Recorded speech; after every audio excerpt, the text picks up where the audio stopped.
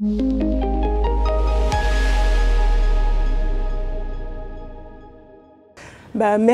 de cette proposition et merci de laisser une place à la démarche qualitative, je vais l'appeler comme ça, là où j'ai souvent décrié qu'elle avait peu ou pas de place. Donc vraiment, alors c'est un double challenge pour moi parce que du coup, il faut que je sois à la hauteur des enjeux et des attentes. En termes de présentation, donc moi je suis infirmière de formation, actuellement cadre supérieur de santé et chef de projet aussi à la direction générale de l'assistance publique des hôpitaux de Paris, encore elle, pour lequel je m'occupe avec des personnes qui sont dans la salle, parce que je ne suis pas toute seule, du coup des protocoles de coopération, de la pratique avancée et de la, on va dire, de la stratégie de l'éducation thérapeutique pour la PHP. Et j'ai une double casquette que je garde dans mon activité à 50%. Donc je suis docteur en sciences de gestion, pour faire rire Bérangère, chercheur associé dans un laboratoire de recherche, alors du coup un laboratoire, alors là pour le coup interdisciplinaire, parce qu'on fait aussi bien de la politique, de l'histoire, de l'économie et de la santé. Donc je suis dans le pôle santé et notamment dans le pôle management des organisations de santé. Et je vais aussi débuter du coup un post-doc, donc du coup en chercheur junior, sur un projet national sur l'implantation des infirmières en pratique avancée, porté par la DGOS entre autres. Pour me présenter du coup aussi, c'est-à-dire que moi, dans mon histoire de chercheuse, j'ai rencontré, notamment, j'ai fait 2 masters, mais du coup sur le premier master, certains auteurs via mon directeur de mémoire, et donc c'est des auteurs, du coup mon directeur de mémoire était sociologue, et donc il y a une rencontre, une vraie rencontre, et une rencontre du coup surtout sur la littérature où j'ai été les lire, et c'est finalement un peu un fil rouge qui m'a poursuivi jusqu'à ma thèse et qui me poursuit aujourd'hui. Cette rencontre, elle se veut, et c'est un peu l'essence, parce que je voulais faire une diapo, mais je me suis dit c'est un peu long. Je ne pourrais pas tout décrire, parce que j'ai bien de la démarche qualitative, parce que ça représente finalement plusieurs écoles, plusieurs orientations et plusieurs tendances. Je vais vous raconter la mienne, qui est certes un point de vue, alors de façon très délibérée, mais je pense qu'il pourra rentrer dans le lourd cahier des charges que l'on m'a demandé, en tout cas sur les étapes en tout cas, moi, l'objectif, c'est que vous puissiez, les diapos vont être proposés, puissiez retrouver les étapes élémentaires et vous les réapproprier avec ces auteurs et ce prisme-là comme un autre. En termes d'introduction générale. Les méthodes qualitatives, alors souvent c'est en opposition avec le quantitatif, et du coup, alors moi-même je participe à ce jeu-là, et je trouve que c'est pas si bien que ça de les mettre en opposition, parce que finalement, j'ai presque envie de dire, c'est pas du tout les mêmes objectifs, pour ne pas dire ça n'a rien à voir. C'est-à-dire que l'objectif là, on est bien sûr aller chercher le discours, c'est ce qui a été l'illustration du papier de ce matin, mais les illustrations, j'ai bien vu là des 2 posters dans les présentations où on va chercher bien le discours de la personne qui va raconter son expérience individuelle de sa vie. On est aussi, et ça a été dit aussi, sur des phénomènes sociaux, c'est-à-dire ce discours, tout à chacun, on le circonscrit dans un contexte, là je vous parle dans un contexte, dans une journée particulière, dans un superbe atelier avec des super personnes. Donc du coup, mon expérience, là, du coup, elle est très orientée sur mon propre vécu. C'est un peu ça. Et que finalement, cette méthode, c'est ça qu'elle va aller chercher. C'est cette expérience individuelle dans un contexte donné, pas, du coup, c'est peut-être ça la difficulté, pour être exhaustif, parce qu'on ne saura jamais, parce que vous verrez que le nombre, du coup, qu'on va aller chercher l'échantillon sera forcément différent, mais bien pour mettre en perspective ces différentes expériences professionnelles, ou individuelles, ou de patients, ou de malades, etc. etc. Elle peut être descriptive, je décris ce que je fais, elle peut être du coup interprétative, c'est-à-dire que de mon point de vue, à la différence de ceux qui m'écoutent, du coup on peut recroiser les choses. Et donc finalement, on ne peut pas être sur de la comparaison d'une quantité de personnes qui vont donner leur opinion, mais donner son opinion n'est pas forcément de raconter l'histoire dans laquelle je donne mon opinion, des choses différentes. Et ça a été dit, je crois que c'est toi Bérangère ce matin, qui peut avoir évidemment l'alliance des deux, et que, non c'est peut-être pas toi, je ne sais plus, quelqu'un l'a dit ce matin, sur les méthodes mixtes, et que la complémentarité est de plus en plus en tout cas recherchée.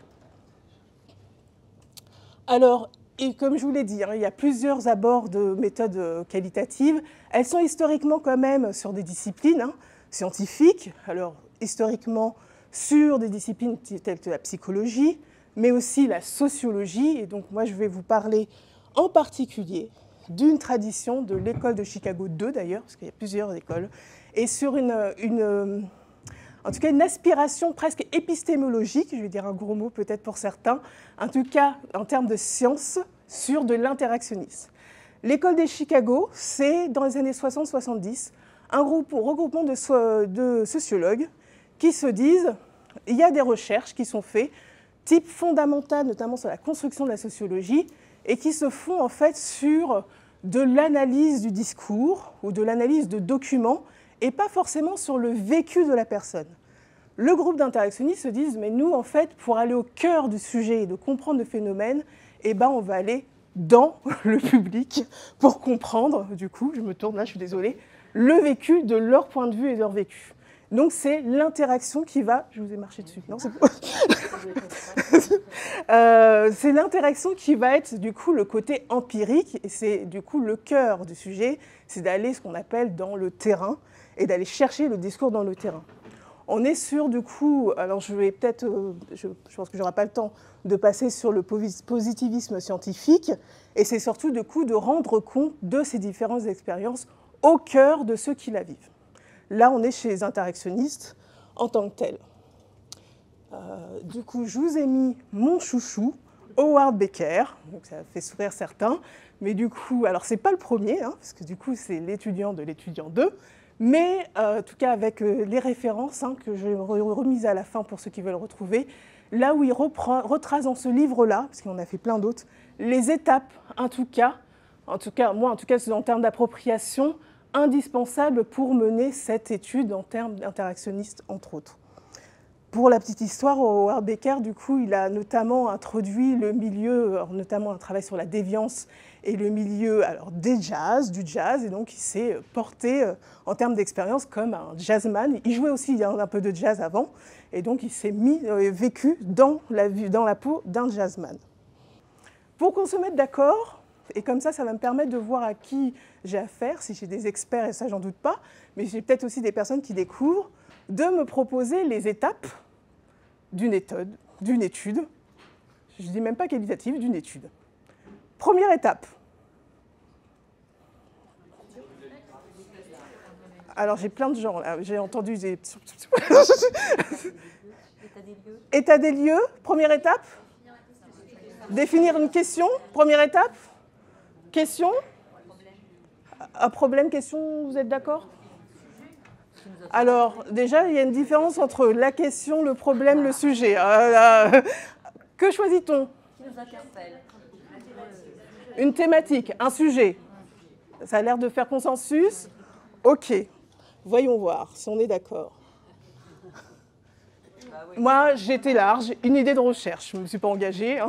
Comme ça, il n'y a pas d'embrouille. Tout va bien. Après, alors, j'ai une petite idée. Qu'est-ce qui se passe ? À vos souhaits ? Ben, j'ai pas fait de la recherche, là ? Parce que vous me dites que je vais faire de la recherche. Alors, voir un peu ce qui existe, c'est-à-dire, on va partir que je suis candide, moi, j'ai jamais rien fait, je le connais pas. Ah mince. Mais les autres ont le droit de vous aider. Est-ce que vous pouvez l'aider sur aller chercher ce qui existe ? Revue de littérature ? Tout le monde a l'air d'être... OK. Je suis pas sûre que... Recension des écrits. On est sur l'idée, tout va bien. Donc, alors, recension des... je reviendrai là-dessus. Après, j'ai presque envie de dire en même temps. Alors, je précise, c'est ça ? Ça veut dire ça ? Alors, je mets dans l'entonnoir jusqu'au bout, jusqu'au bout, jusqu'au bout. J'objective une question, c'est bien ça ? Ok, ça a l'air d'être ça. Une question de recherche. Là, j'étais jusqu'au bout du truc, ça vous va ? J'ai tiré la ficelle jusqu'au bout. Alors, donc là, on est plutôt pas mal, on est bien parti. Et donc, la suite ? Alors, je cherche toujours.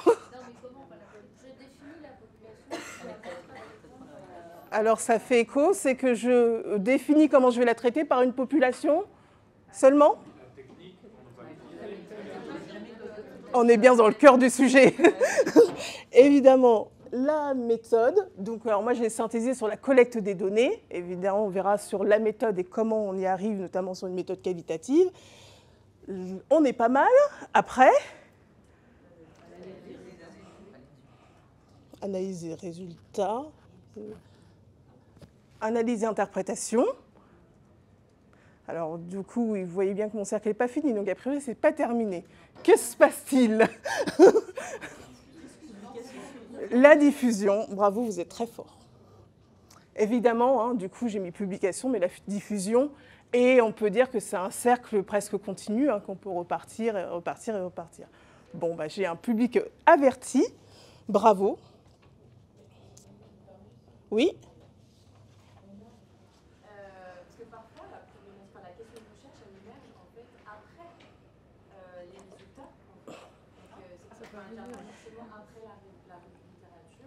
Alors, on pourrait presque faire des flèches en parallèle, vous avez raison. C'est-à-dire que la recension peut aussi refaire sortir une idée, on n'a pas l'idée. C'est surtout que, même si après, ce n'est pas une recension, mais en tout cas, l'abord de la littérature peut être en continu, évidemment. Et par contre, là, il peut y avoir une première question, parce qu'il peut y avoir une enquête exploratoire. Et cette enquête exploratoire vous amène à une deuxième question. Mais à un moment donné, par contre, il faut savoir s'arrêter pour pouvoir aller sur l'étude. Et sinon, ce sera une autre étude. Pas de problème. Alors, vous avez raison. Mais en fait, on va prendre la même. C'est-à-dire que la méthode inductive, vous n'avez pas forcément une idée, mais peut-être une hypothèse. Dire, j'ai le sentiment qu'il y a un phénomène, il n'est pas palpable. La littérature, parce que c'est souvent ça, m'a pas apporté complètement cette idée, quand on disait d'entonnoir pour aller jusqu'au bout. Je vais aller du coup faire mon enquête empirique, et mon enquête va me dire, ça, c'est ça que je cherchais. Et donc je peux reformuler la question, mais on est quand même de toute façon sur ça. C'est-à-dire que l'inductivité fait qu'on ne va pas forcément en premier temps s'appuyer d'un concept, mais on va aller avoir cette hypothèse qu'on va aller confirmer par une enquête exploratoire. Et l'enquête exploratoire, le terrain, les données, l'expérience, va nous faire reformuler cette question. Par contre, j'arrive pas à tout. Oui, en attendant, j'essaie. Voilà. Ça ne va pas être exhaustif, mais je me demande si entre 3 et 4, il n'y avait pas quelque chose qu'on a sauté. Je crois que quelqu'un avait parlé de genre designing l'approche pour aborder la question. Est-ce qu'on va directement à la collecte de données ou c'est inclus dans la collecte? J'ai été un peu rapidement, on va y revenir de façon approfondie, évidemment. Si je vais dans une idée, alors peut-être que vous ne savez pas, mais aujourd'hui, c'est la journée nationale de la santé à domicile. Pour de vrai, hein. Ce n'est pas une blague, j'ai fait mes petites recherches. Donc ce sera ce que je vous propose, la thématique de notre projet de recherche. Bon, voilà, c'est là-dessus. Donc mon idée, à partir de là, alors c'est une idée, là on n'est que sur la thématique. Du coup, à partir de là, si je reprends mes étapes, qu'est-ce qui se passe?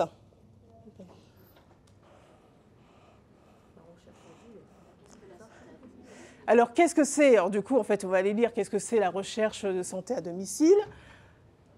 Quoi d'autre? En plus, pour rebondir sur ce que vous venez de dire. Alors, qu'est-ce qui a été fait? Qu'est-ce qui a été écrit?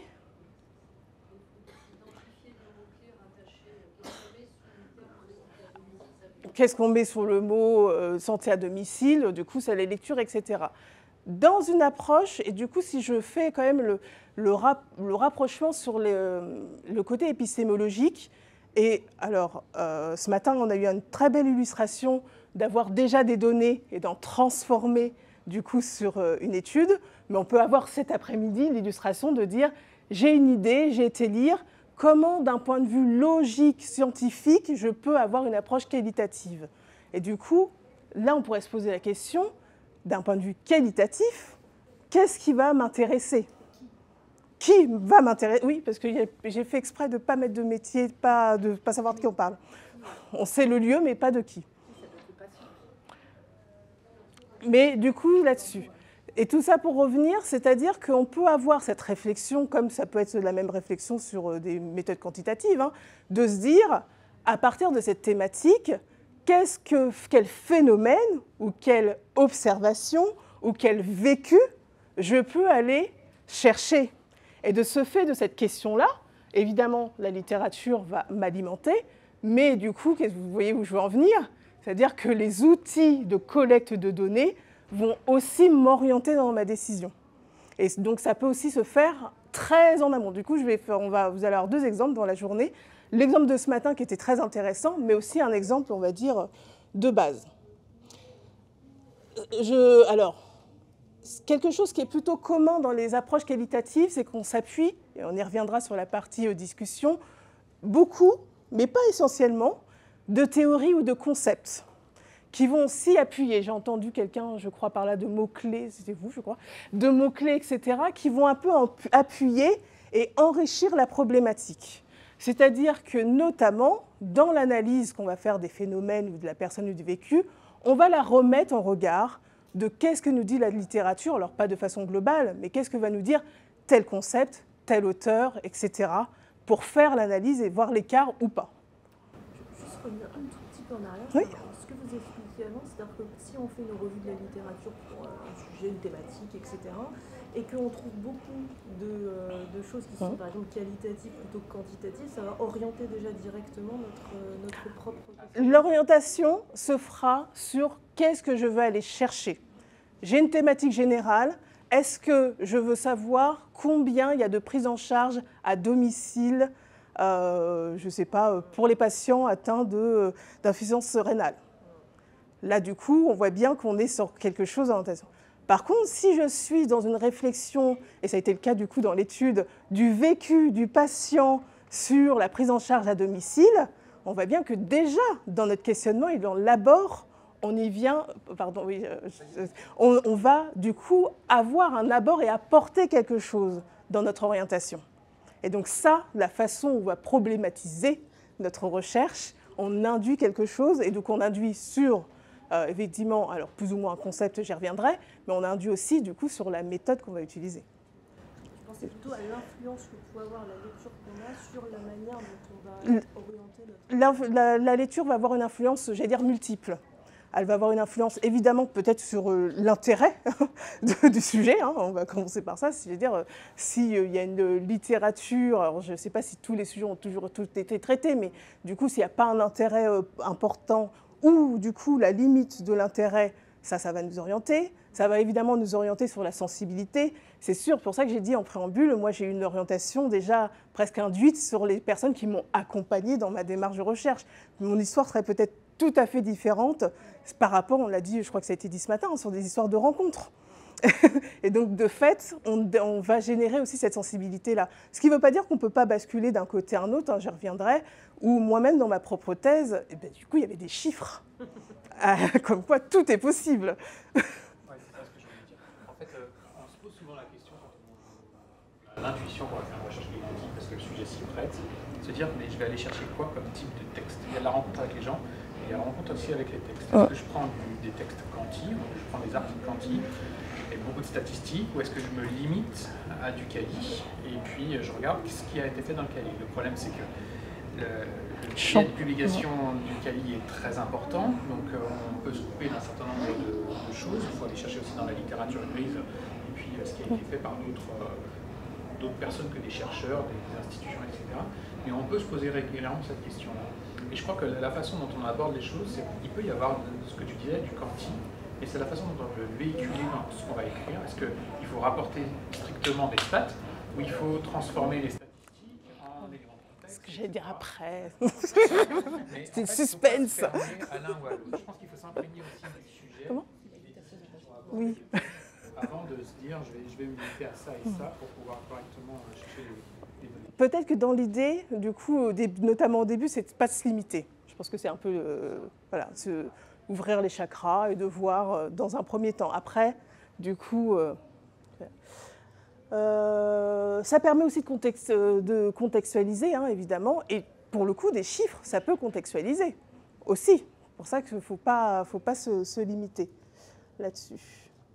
je vous ai mis rapidement un panel de bases de données et d'agrégateurs, parce que ce n'est pas tout à fait la même chose, avec une orientation plutôt quali. Parce que du coup, il y a un certain nombre, je vois, bonjour monsieur, un certain nombre de bases de données sur lesquelles on peut retrouver... alors là, je ne vais pas avoir le temps, mais du coup, j'ai presque peut-être une idée d'un atelier l'année prochaine, mais du coup, la recherche documentaire est une méthodologie en tant que telle. Voilà, et donc là, je n'ai pas le temps de développer, mais du coup, sur aller chercher les mots mèches, etc., etc. Ah, il y a déjà eu, pardon. La première année, il y a eu un atelier sur la recherche documentaire qui est toujours en ligne d'ailleurs. Ok, super, ben voilà. Du coup, en tant que tel, sur aller chercher la chose peut-être, pour aller un peu vite, mais du coup qui peut être intéressant, c'est même si le papier ne vous semble pas extraordinaire, c'est toujours d'aller voir la bibliographie du papier, qui en donne en plus à peu près sa valeur, et du coup d'aller piocher dedans, ce qui reste plutôt intéressant. Alors, pour le Cali, il y a beaucoup de littérature française, parce qu'en plus, on a eu des grands sociologues français, entre autres, et des ethnologues français. Mais comme j'ai un public averti, on va dire soignant, infirmier, paramédical, que j'aime pas ce nom, du coup, il y a, je l'ai dit ce matin dans mon intervention, mais j'insiste, notamment via PubMed, une certaine large publication, notamment nord-américaine, sur des abords et des questionnements soignants, on va dire un grand S, mais par contre, c'est en anglais. Parce qu'en fait, ce matin, ça n'a pas vraiment été dit, mais du coup, l'anglais, me semble-t-il, et un problème d'enjeu, enfin, me semble-t-il. Pour avancer un petit peu, ça revient à peu près, donc mon objectif, l'objectif, alors ça peut être soit une question de recherche, soit un objectif, soit les deux, c'est pour ça que j'ai mis, selon les sensibilités, j'ai mis un peu les deux, un objectif principal ou une recherche principale, avec des objectifs secondaires qui vont être plus précis, et du coup, induire aussi soit la population que je vais cibler, soit du coup induire peut-être la méthode utilisée, etc., et construit évidemment, ou co-construit avec du coup les résultats de mes lectures. Oui ? Dans les études qualitatives, il y a des hypothèses ? Il peut, bien sûr. Bien sûr, et c'est tout à fait un peu dans l'idée de, je ne connais pas votre prénom, mais de la collègue qui est dans la salle, c'est-à-dire qu'on peut avoir du coup notamment une lecture d'un auteur et de se dire, est-ce que ce que raconte l'auteur, ça peut être une hypothèse de me dire, je dis n'importe quoi, est-ce qu'il y a une question de genre dans une pratique professionnelle? Voilà, ça peut être mon hypothèse, et je vais aller faire du coup une enquête très rapidement empirique sur le terrain pour conforter ou pas mon hypothèse et de voir si j'en transforme une question de recherche ou pas, par exemple. Ça fait. Alors du coup, je veux vous faire travailler. Quelle proposition, toujours sur la prise en soins à domicile, quelle question de recherche vous pouvez me proposer, toujours dans une dimension d'une démarche de méthode qualitative? Parce que du coup, ça veut dire que la question, elle est forcément construite dans cette démarche-là. Allez-y. Le ressenti des patients qui voient une personne étrangère venir chez lui. Sous forme de question, on peut dire quel est le ressenti, c'est ça, du patient qui... Quel est le vécu du patient dans l'intrusion d'une personne étrangère chez lui? Est-ce que c'est validé par les autres, ça, ce type de question? On est dans une démarche qualitative? Oui, on y a en fait lieu de vie, intimité, et on va faire rentrer le soin dans ce lieu de vie. Comment ça peut être perçu? On est dans une démarche qualitative parce qu'on est sur le vécu et le lieu de vie dans l'intimité du patient. Tout le monde confirme ça? Ok. Y a-t-il une autre proposition? Oui?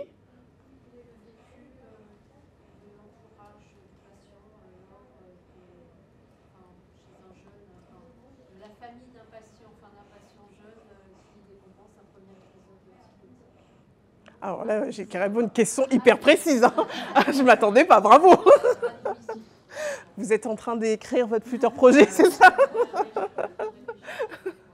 Ah, d'accord, bon. D'accord. Alors, vous avez commencé sur lequel, mais effectivement, en fait, sur la formulation de la question, du coup, alors moi, j'ai fait des propositions, hein, on peut aussi en discuter. Hein. Est-ce qu'on est dans une démarche qualitative si je pose ce type de question? Oui, pourquoi? Comment? La place de l'infirmière, mais de quel point de vue? Ça reste large. Ça reste, alors, du coup, bonne question, ça veut dire qu'en objectif secondaire ou en question secondaire, on peut dire quel est par rapport à quel point de vue. Est-ce que c'est un point de vue économico-santé? Est-ce que c'est un point de vue du patient? Est-ce que c'est un point de vue de la sécurité sociale? Mais il peut avoir une question globale comme ça et après de resserrer sur des objectifs ou des questions secondaires. Mais alors du coup, en quoi cette question, d'un point de vue, questionne une situation ou une problématique qualitative? Parce qu'on va interroger soit l'infirmière, soit le patient, soit quelqu'un qui va nous apporter un ressenti sur la place de l'infirmière. Ah, mais on pourrait faire un questionnaire pour ça, ce que vous proposez. Ah. On peut envoyer un petit questionnaire de... Son lien avec la ville et l'hôpital, par exemple, pour la prise en charge du patient? Le ville et l'hôpital, ça peut être un questionnaire. La représentation, on peut avoir de la place. C'est la place, c'est pas possible de recueillir ça en quantitatif. Voilà, merci. C'est bien du coup sur la place. Et donc là, on va être sur la description de cette place et du contour de cette place qui va être sur la démarche. Mais après, le lieu de l'hôpital, le point de vue ou les acteurs, ça peut être tout à fait, mais c'est bien. Et du coup, quelle place? Alors, j'ai fait une autre proposition. En quoi les soins infirmiers ont un impact dans la relation d'aide lors des besoins, lors des soins à domicile? Je vais y arriver.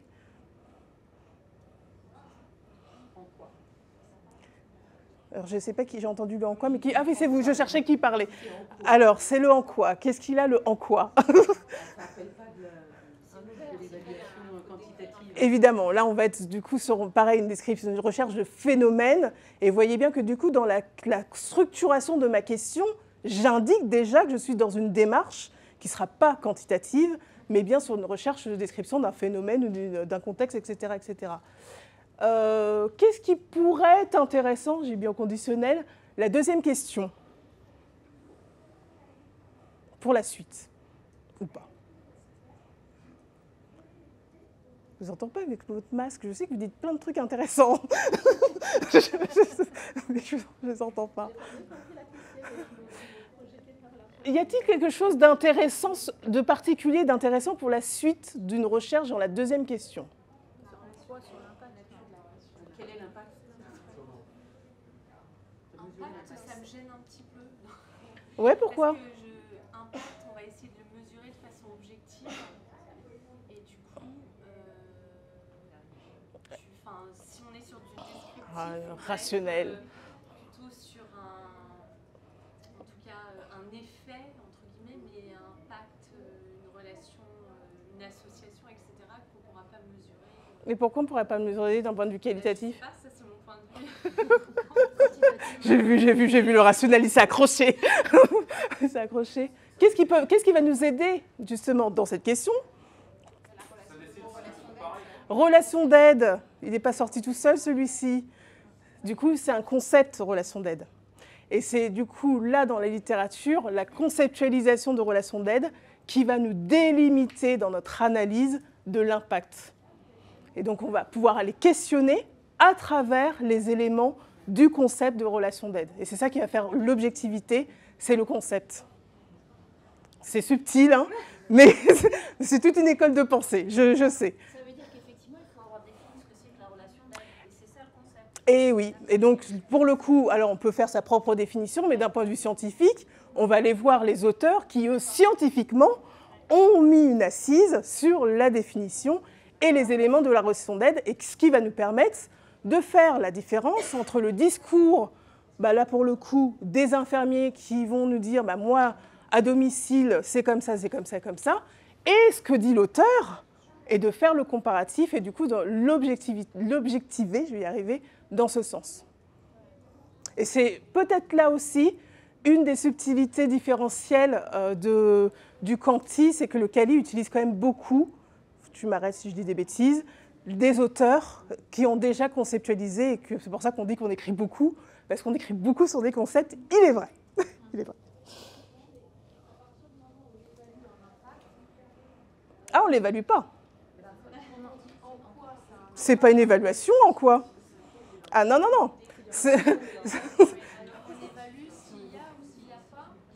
C'est comment elles le définissent. C'est la définition de l'impact. Peut-être qu'elles, elles vont justement pas le définir et pas l'évaluer, parce qu'elles vont dire qu'il n'y en a pas. C'est la définition de comment elles... Oui, c'est subtil. En fait, ce qui est un peu difficile, c'est que là, du coup, il y a besoin quand même d'un... Je ne dis pas que ce n'est pas le cas dans le quanti, mais là, il faut quand même avoir un background de littérature. J'ai presque envie de dire, moi, je dis ça à mes étudiants, hein, un sachet de thé et de s'imprégner jusqu'à temps qu'on soit complètement imbibé pour pouvoir recracher et le conceptualiser. Effectivement. C'est bizarre de parler des soins infirmiers qui ont un impact et pas de la personne. Ah, c'est possible. Je dis pas que mes questions n'étaient pas... C'est étonnamment posé, je trouve, de mettre en parallèle. Alors, on peut remettre en question mes questions, parce que là, je les ai fait très rapidement. Mais vous avez raison. Je trouve ça étonnamment, la formulation est étonnante. Oui, oui, mais vous avez raison. Mais après, je crois que j'ai quand même regardé... il y a une vraie étude qui ressemble à peu près à ça. Hein. Une québécoise, pardon. Tu vois, il existe des modèles de construction des questions, notamment Spider, où Oui. on met en place le contexte, puis la population, etc., qui aident à formuler des questions qualitatives plus acceptables, enfin, ou plus, on va dire, mieux ficelées, on va dire. Mais bon, pour la C'était pas du tout une critique. Non, mais comment le soin peut bien. intervenir dans une relation d'aide? La personne qui soigne, oui. Mais je trouve que le soin... tout dépend. La relation d'aide peut être considérée comme un soin. Hein. Et puis on pourrait prendre la différence, on pourrait prendre le prisme différent, c'est-à-dire comment la relation d'aide va influencer peut-être la pratique elle-même de la professionnelle, ou le vécu de la professionnelle dans son histoire. Ça dépend en fait quel prisme on prend et comment on oriente le projet de recherche. On pourra avoir les modèles? On pourra parler modèles. Est-ce qu'on pourra avoir les modèles dont vous parliez pour, Spider, oui. Je les J'ai pas mis, rajouterai. ouais. Moi, j'ai une question, pas c'est très pragmatique, mais alors là, en Cali, on conceptualise une question en français, mais est-ce qu'on arrive à retraduire quand on doit publier justement pour que c'est le même impact et la même chose? Oui, bah alors là c'est tout un, pour le coup, comme je suis un art, je ne sais pas, mais c'est une vraie question. Mais pas que la question, hein, c'est-à-dire que le papier et la philosophie qu'on veut traduire, voire même les auteurs. C'est-à-dire qu'en stratégie du coup de publication, alors moi à titre personnel, du coup, parce que tous mes papiers de thèse ont été publiés dans des revues américaines. C'était une stratégie que je voulais faire. La première expérience, je n'ai pas du tout pensé du coup à cet élément, j'aurais peut-être dû. Donc du coup, j'ai écrit mon papier en français, dans la construction française, du coup, construction en plus littérale, du sens de phrases françaises, etc. Et mon directeur de thèse, il va me dire « Ah, c'est super, hein, mais ça ne va pas jamais passer ». Parce que du coup, il faut tout recontextualiser sur la construction et sur la conceptualisation des termes. Ce qui ne veut pas dire qu'il faut tout jeter, parce qu'en tout cas c'est ce que j'ai fait, mais il a fallu que du titre jusqu'à la dernière phrase, que je repense tout pour être à la fois le plus près de ce que je voulais faire sortir des résultats, parce qu'en plus il faut être du coup dans la transparence des résultats, mais de le ramener dans un contexte, alors là pour le coup américain, avec du coup un travail, un effort de fait, ce que j'ai fait directement dans le deuxième papier, c'est d'utiliser tout de suite des auteurs américains, et pas que franco-français, etc., etc. Oui, vous avez là, c'est une bonne question dans cette démarche-là. C'est pour la suite. Après, du coup, comme j'ai fait les deux expériences, c'est possible. Mais c'est vrai que ça m'a demandé tout un travail de retraduction, en plus de retraduction, c'est-à-dire qu'en français, je suis passée en anglais, et après, j'ai retravaillé l'anglais pour être sûre que j'étais au plus près de la philosophie des résultats. Donc oui, ça... Après, on n'est pas obligé de tout de suite passer à l'anglais, mais et notamment sur les concepts. Alors, Zut alors. Du coup, sur l'écriture de la méthodologie, un cadrage de l'étude, le type de l'étude. Alors du coup, là, c'est générique, méthode qualitative, mais du coup, ça peut être une méthode qualitative de type une approche, on va dire, interactionniste, comme je vous l'ai dit, ethnographique, ethnostatistique, parce que ça existe, oui. Du coup, on peut repréciser de façon encore plus précise, de façon plus fine, le type de l'étude la période de l'étude, évidemment, à quel moment on le fait, la population, ce que je maintiens, alors notamment dans les revues américaines, du coup, c'est type IMRAD, avec, du coup, on peut faire le débat, mais du coup, une exigence de la même façon que des méthodes quantitatives sur les critères d'inclusion, les critères de non-inclusion, etc., etc. L'échantillonnage, alors parlons d'échantillonnage, parce que du coup, la taille, combien je dois faire d'entretien pour que ça soit valide. Il y a, je crois que je vous les ai mis là, en référence, il y a des études qui font en tout cas des variations des chiffres d'entretien par rapport à ce qu'on veut, identifier, si c'est de la phénoménologie, positivisme, etc., en termes d'entretien. Il y a aussi le langage courant sur la saturation des données. Vigilance sur la saturation des données. Moi, il m'arrive de voir des papiers où c'est marqué au bout de 7 ou 8 entretiens, saturation des données. Là, j'ai un doute quand même sur le 7 et 8 entretiens sur la saturation des données. Parce que c'est un peu, je trouve, le terme un peu galvaudé pour aller un peu vite, en disant, bon, pour d'autres raisons, j'y reviendrai, les entretiens, c'est un peu lourd à s'occuper, on met 7-8, on met saturation des données, ils vont être contents, et bah oui, non, on ne va pas tout à fait être content. C'est-à-dire qu'il y a quand même, faut aller, quand on dit saturation des données, ça veut dire qu'au moins les 3 ou 4 ou 5 entretiens, les gens, vous avez presque pu anticiper le discours. C'est ça, la saturation des données. Ce n'est pas de se dire, bon, la question 3, la 2, elles ont dit à peu près la même chose. Allez hop, on passe, etc. etc. Surtout, alors là, sur certains reviewers, 5, 6, 7, 8, moins de 10, pas sûr que ça passe. Hein. Pour certaines, alors après, tout dépend aussi, nous sommes d'accord, d'aller voir qu'est-ce qu'on questionne, si c'est un phénomène nouveau ou innovant, tout ça se questionne. Il y a du coup pas de chiffres. Alors après, c'est la question de dire quelle est la fiabilité scientifique d'une démarche qualitative d'avoir que 10 entretiens. Ce n'est pas représentatif, nous sommes d'accord. Eh bien, c'est le but. La démarche qualitative n'est pas l'essence d'être représentative d'une population générale. C'est l'essence d'aller chercher une vécue d'un échantillon et de le remettre en perspective d'une littérature. C'est pour ça que du coup, le développement, et là je trouve ça intéressant, des méthodes mixtes peuvent être très intéressants là-dessus, c'est-à-dire moi typiquement dans ma thèse, j'ai eu un échantillon, et après du coup d'aller voir un questionnaire. Mais du coup, l'échantillon, ça ne veut pas dire qu'on en a fait, ce qui n'était pas le cas là, mais c'est pas parce qu'on a fait 10 qu'il n'est pas intéressant dans ce qu'il veut dire. Justement, il peut être très intéressant dans ce qu'il veut dire, dans sa richesse des détails sur le vécu qu'on ne pourra pas avoir sur le questionnaire. Mais ce n'est pas de dire que si je n'ai pas 100 entretiens, bah, mon étude, elle est nulle. Ce n'est pas ça l'idée non plus. Oui ? Ça pourrait être, par exemple, on fait une étude pilote qualitative justement sur un certain nombre d'entretiens, etc., qui peut nous amener ensuite à une étude plus quantitative grâce... Tout est possible, mais en fait, tout est possible sur le fait, sur le fait que qu'est-ce que je veux aller chercher? C'est ça la question, c'est-à-dire qu'il faut toujours en revenir à ma question de recherche. Et alors, du coup, je parle de ma thèse, moi, je n'aurais pas pensé faire un questionnaire dans ma thèse, parce que moi, je vis le Cali, et je veux faire du Cali, etc. Mais à un moment donné, parce qu'on trouve ça intéressant, justement, parce qu'on s'intéresse à un échantillon qui est innovant, ou on va dire en ébullition, mais il n'est pas très large, d'aller voir que pensent les autres pour compléter. Ça, c'est évidemment... alors, c'est peut-être... La différence peut-être entre quali et quanti, c'est-à-dire que les choses peuvent être aussi évolutives. Parce que je vois bien que le quanti, il y a quand même des projets très décrits, très définis, très cadrés, que là, on s'appuie toujours aussi de la littérature, des va-et-vient, etc. En quali, il y a aussi une phase exploratoire, de se dire, je vais tester les questionnaires, et les entretiens, et à un moment donné, dans les entretiens, il peut y avoir une question qui pourrait être méritée, du coup, d'être quantitativement explorée.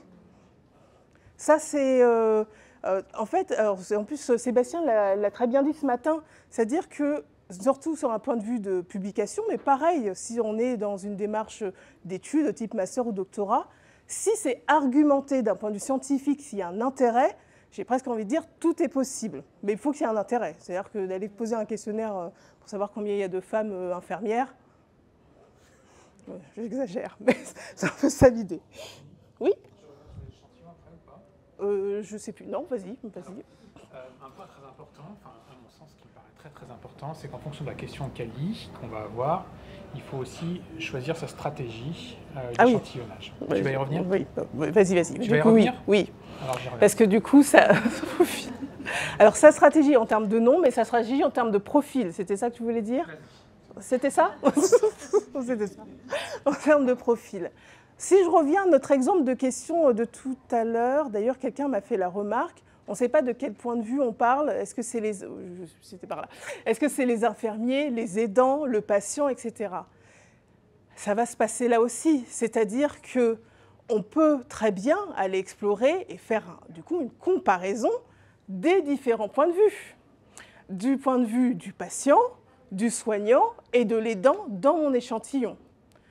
Et donc, du coup, alors, après, c'est se dire, est-ce que je fais 10, 10, 10, 14, 14, 14, 7, 12, 13, etc.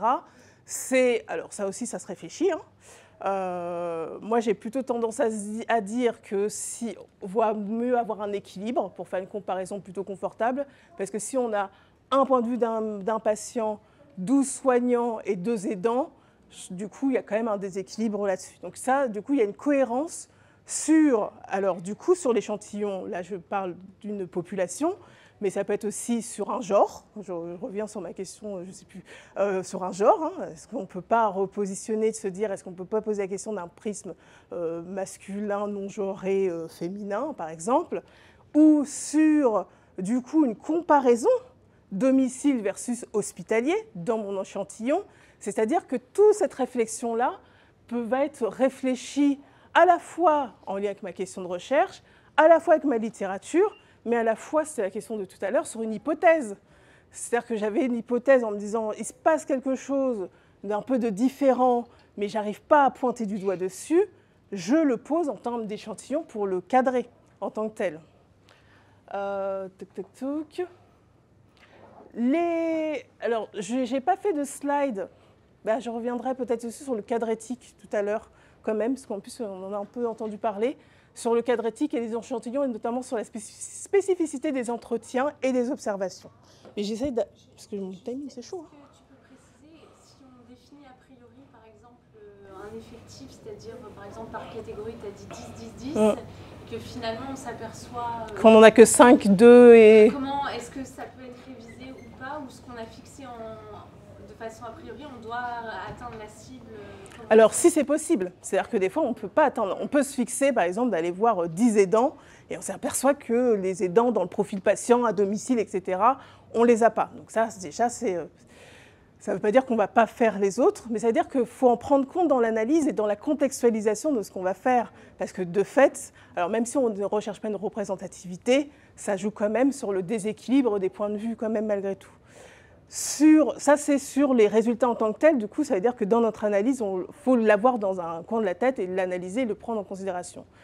Dans une publication, pareil, et du coup, il faut l'écrire. Et il faut surtout écrire pourquoi, du coup, cet objectif qu'on s'était mis initialement, on n'a pas pu l'atteindre. Alors, évidemment, on ne va pas dire j'ai pas eu le temps, j'avais aquaponé, voilà. C'est pas l'idée, mais de se dire que finalement, l'échantillon initial et nos critères peut-être pourrait être rediscuté parce que pour la simple et bonne raison que le critère, c'est un peu l'idée.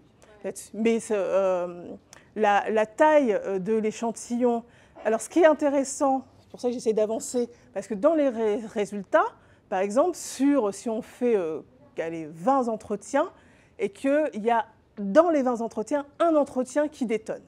C'est-à-dire qu'il y en a un qui n'est pas d'accord avec aucun des... Les autres ont un peu une harmonie, on va dire, de résultats, en tout cas de tendances et de vécu, et un résultat qui fait pas du tout, rien à voir. Il ne faut surtout pas le mettre de côté. Celui-ci est très intéressant. Oui, non, mais parce que je sais qu'il peut avoir une petite tendance en se disant, finalement, celui-ci ne répond pas soit à mes hypothèses, à ma question. Justement, il faut aller l'analyser de pourquoi, lui, dans son contexte, à un moment donné, il n'est pas dans l'osmose générale. Et qu'est-ce qu'il apporte en miroir avec le reste du groupe, au contraire. Oui. Alors, je dirais qu'en plus, si c'est le dernier entretien, surtout si c'est le dernier entretien. si c'est le dernier entretien, alors là, c'est pas de bol, parce qu'en plus, tu es obligé de repartir. Parce que tu vas arriver à la saturation, pour le coup, tu n'es plus à saturation. Donc, tu es obligé de repartir. Bah oui, pour être sûr. Ça, c'est important. Le deuxième point, c'est que ça dépend de la méthode.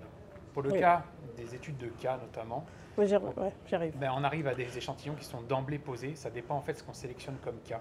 Donc là, tu peux être prédictif sur l'échantillon que tu vas avoir, à condition d'énoncer tes cas. Oui, ça dépend des cas. Là, c'est... Des cas multiples, par exemple. Oui, mais dans le cas... Dans le cas, tu peux... Unité, à ce moment-là, unité de collecte. Oui. Est-ce que ça peut être un cas multiple, mais dans le cas d'unité de collecte.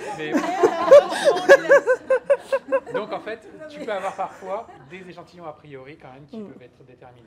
Bah, évidemment que si on est sur une population, je vais voir la population infirmière, on a l'échantillon déterminé.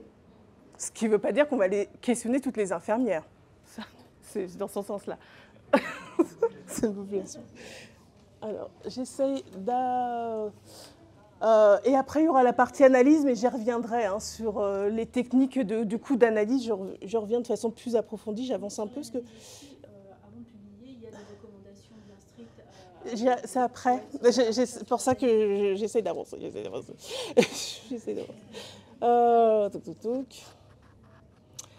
Du coup, sur les différents outils, on va rentrer dans le cœur et le vif du sujet. Je vous ai mis principalement les 4 outils, parce qu'il y en a qu'un transversal, utilisés. Alors, l'entretien de façon générique, et dans l'entretien, il y a les semi-dirigés ou directifs, ethnographiques, narratifs, etc. J'aurais pu mettre 3 petits points. Dans l'encart observation, de la même façon, il peut y avoir plusieurs approches d'observation, directe, participante, de type shadowing, etc., etc. Le focus group, qui est du coup un outil en tant que tel, et l'étude de cas, du coup transverse, parce que j'y reviendrai, il va mobiliser à minima les 3 autres. Les entretiens semi-directifs, c'est celui qui est le plus courant et le plus utilisé dans les études qualitatives. Donc, toujours dans la même façon. Par contre, c'est pareil, on ne s'improvise pas à faire un entretien. Il m'agace quelquefois, alors pas plus tard qu'il y a quelques mois, des collègues qui voulaient faire un questionnaire auprès des médecins de ville, enfin pas un questionnaire, une enquête auprès des médecins de ville, et ils se sont dit, on va faire des entretiens, ça va être super. Super, tant mieux. En réunion, elles présentent du coup la méthode et leurs premiers résultats. Alors déjà, ce qui m'a fait crisper, c'est qu'elles m'ont parlé de grille d'entretien.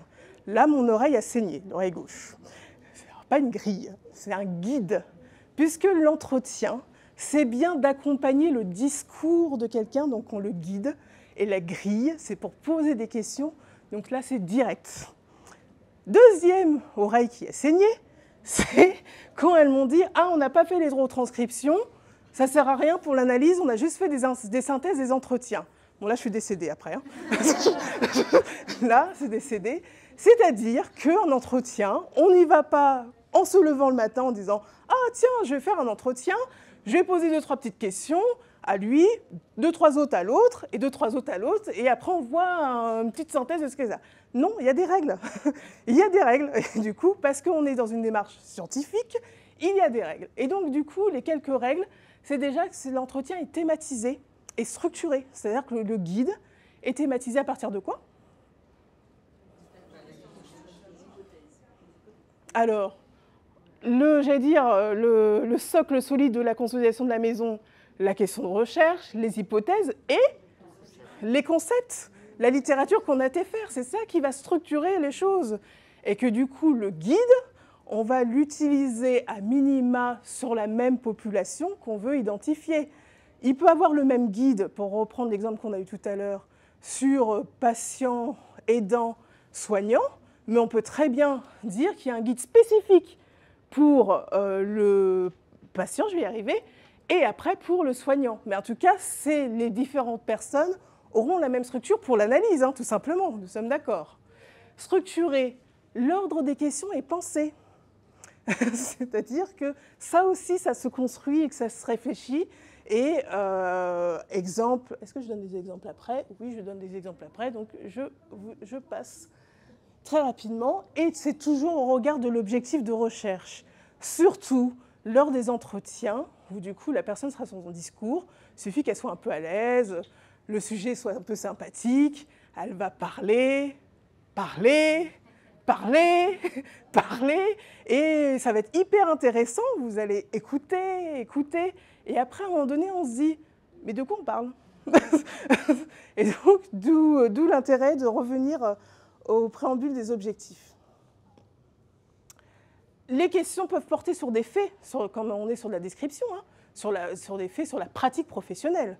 Concrètement, quand je suis à domicile, qu'est-ce qui se passe? Comment je rentre en connexion avec le patient? Là, on peut être sur la description. On est sur des questions ouvertes malgré tout. Alors, la question que vous certainement vous posez, c'est combien je dois faire de questions pour faire un bon guide d'entretien? Là, la littérature n'est pas d'accord, clairement. La philosophie, en tout cas d'un point de vue interactionniste, hein, je parle toujours de ce point de vue-là, est peu de questions très ouvertes. On cherche le discours. Alors, peu de questions, alors soit on est sur une approche qualitative narrative et on laisse le discours à flot, soit on est sur de semi-dirigé, du coup on va accompagner le discours avec quelques questions. Ce qui veut dire quand même qu'il peut avoir du coup des questions ouvertes en disant quelle était Pouvez-vous me décrire votre journée d'hier si on parle d'une infirmière à domicile? Donc elle va être dans la description de la journée, et après, j'y reviendrai dans l'analyse, il faudra aller chercher dans ce discours les éléments des résultats pour faire l'analyse. C'est tout ce travail-là de background à faire après. Les connaissances. Alors les connaissances, ce n'est pas de l'évaluation de connaissances, hein, c'est les connaissances, on va dire, scientifiques ou d'un concept, etc. Et évidemment, les comportements. Du coup, on est quand même sur des entretiens de dualité. Je crois que ça a été dit ce matin. Ça veut dire qu'il faut recréer on va dire une ambiance ou un environnement de confiance. C'est pour ça que ça ne s'improvise pas, un entretien. On ne va pas aller dire « Ah, bonjour, est-ce que vous avez 5 minutes ?» Alors, ce que jamais 5 minutes. Donc, il y a toute une démarche en amont. Et notamment, alors, ce qui me permet de peut-être rajouter la salle que je n'ai pas mis, notamment une démarche éthique à faire en amont. Alors, comme les démarches quantitatives, il y a du coup la loi Jardé qui est en regard. Donc, on demande des autorisations. Et la première autorisation à minima, parce que je n'aurai pas le temps de rentrer dans les MR3, MR4 là maintenant, mais à minima, c'est de demander l'autorisation à la personne si elle est d'accord de faire l'entretien, qu'il soit enregistré en lui garantissant l'anonymat des lieux et des personnes. Le minimum. Je dis ça parce que il m'arrive, alors plutôt chez des étudiants, d'être un peu surprise que cette étape soit un peu à la trappe. Pour les publications, notamment pour les démarches qualitatives, il vous faut, en conseil, passer par un comité éthique. Et ça veut dire que ça se réfléchit bien en amont de votre début de recherche pour les publications, et notamment les publications internationales, c'est systématiquement demandé. Mais la difficulté, c'est si on fait partie d'un CH, on n'a pas de lieu, ce genre de choses, et en fait, on ne sait pas lire. Alors, En tout cas, là où je suis, il n'y en a pas. Sinon, vous pouvez aller sur la plateforme, peut-être que je la rajouterai, la plateforme nationale, où du coup, ils peuvent vous orienter dans le lieu, dans la région, pour envoyer votre dossier de comité éthique. Mais il faut que j'ai plus le nom. Du coup, j'ai plus le nom, c'est terrible. Oh, oui, en fait, vous pouvez, en tapant, vous leur dites « Bonjour, j'ai un problème, je cherche un comité d'éthique pour revue d'un projet, etc. » Alors, soulignez méthode ou approche qualitative ou quantitative, parce que du coup, il y a des orientations dans les comités d'éthique, et ils vous renvoient une adresse pour, du coup, aller voir le comité d'éthique qui sera dans la région dans laquelle vous vous trouvez. Il y a certaines sociétés savantes qui ont quelques comités d'éthique, mais... Oui, mais ça, c'est les universités. Mais après, là, je pense que quand on est professionnel, et notamment dans les CH, je pense que c'est l'abord de l'université qui pose problème. Je pense que c'est un peu ça le sujet. Je crois que c'est la Fédération française des CER. Ah ouais? Il faut que je regarde, il faut que je revérifie. Oui? Juste ne pas confondre comité de protection des personnes et comité d'éthique de la recherche. Oui. Ce sont des structures totalement différentes. Sauf qu'en passant par le comité de protection des personnes, ils peuvent nous renvoyer à un comité d'éthique quand même, malgré tout. Et en tout cas, ils nous orientent. C'est un peu l'idée. Et inversement. Et inversement. L'IRB, le comité d'éthique recherche, peut se déclarer non compétent et réorienter. Oui, oui. En tout cas, l'idée, c'était de leur dire que même si on n'est pas dans un CHU, parce que je vois bien que c'est un peu la difficulté, il y a des moyens d'orientation de faire et surtout, du coup, de le faire, parce que c'est un peu long, j'allais dire, dès le début de l'idée Alors, ça veut dire... Alors, l'idée, c'est pas que l'idée, ça veut dire qu'il faut quand même avoir écrit un petit projet, hein, quand même. Hein. Nous sommes d'accord. Ça arrive avant de faire le premier entretien. Oui. Ah ben, c'est obligatoire. Hein. On peut pas... En principe... Ah oui, en principe... Dans un monde où il y a des licornes et des arcs-en-ciel, voilà, du coup, on attend le go pour démarrer.